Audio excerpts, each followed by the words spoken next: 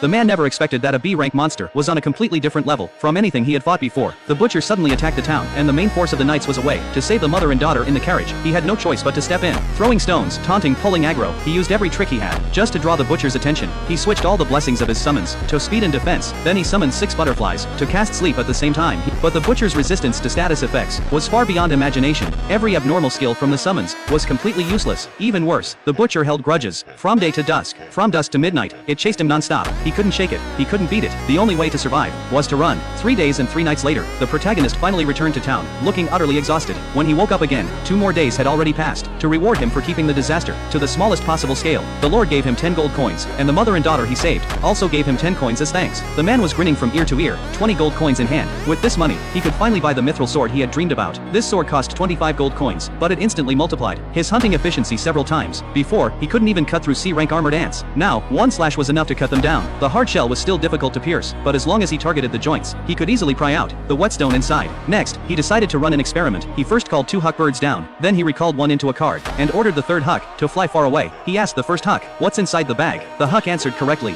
Then he summoned the one he had just turned into a card, and asked the same question. The second one also answered correctly, but when he called the third one back, it had no idea what was inside the bag. Then he summoned a brand new 4th huck bird. This one had never been here before, yet it also knew there were fruits in the bag. Finally, he switched to another species, the Bobo bird. The Bobo bird looked completely confused. The experiment ended, and the conclusion was clear. Summoned creatures can share information, but only between newly summoned individuals of the same species, which means, once a summon has existed, its memory and knowledge will be inherited by the next summon of the same race. In other words, whether the summon dies or is dismissed, all the combat experience it gained will pass to the next one. As long as the summoner exists, his summons can surpass death and grow stronger endlessly. Several months later, young Master Mihai returned from the academy again. In the past 6 months, the protagonist had hunted over 2,000 C-rank monsters. His level had risen to level 28, but even so, he still lost to Mihai. The gap between them was even bigger than last year. The protagonist finally realized a fact. The things taught at the Capital Academy were far beyond imagination. Mihai's growth speed simply couldn't be matched by hunting in the wild, and today, the Lord's family received huge news. The White Dragon, that had occupied the peak of the mountain range for years, had finally moved. It flew to the neighboring Karnaru territory. The Baron's family could finally start mining the mithril ore. This would bring enormous wealth to the territory. But for the protagonist, it was terrible news, because in the coming months, the knights would completely clear out the monsters around the White Dragon Mountains. In other words, the authorities were about to enter the field and compete with him for experience. There was only one solution: increase his farming efficiency. To reach the next level, he now needed a full 30 million experience points.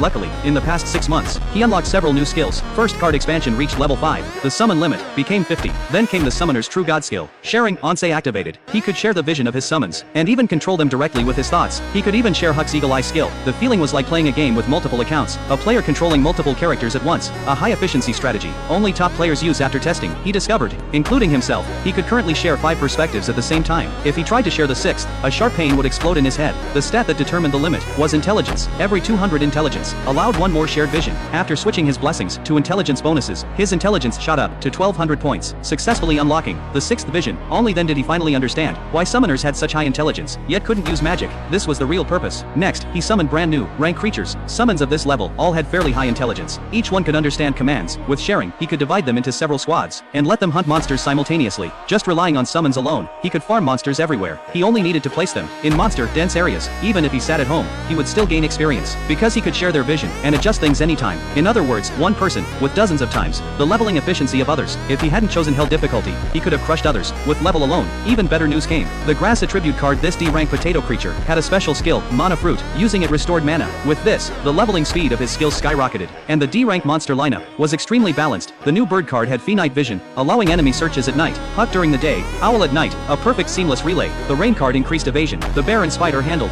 attack and defense. As long as the combinations were right, they could farm monsters day and night without stopping.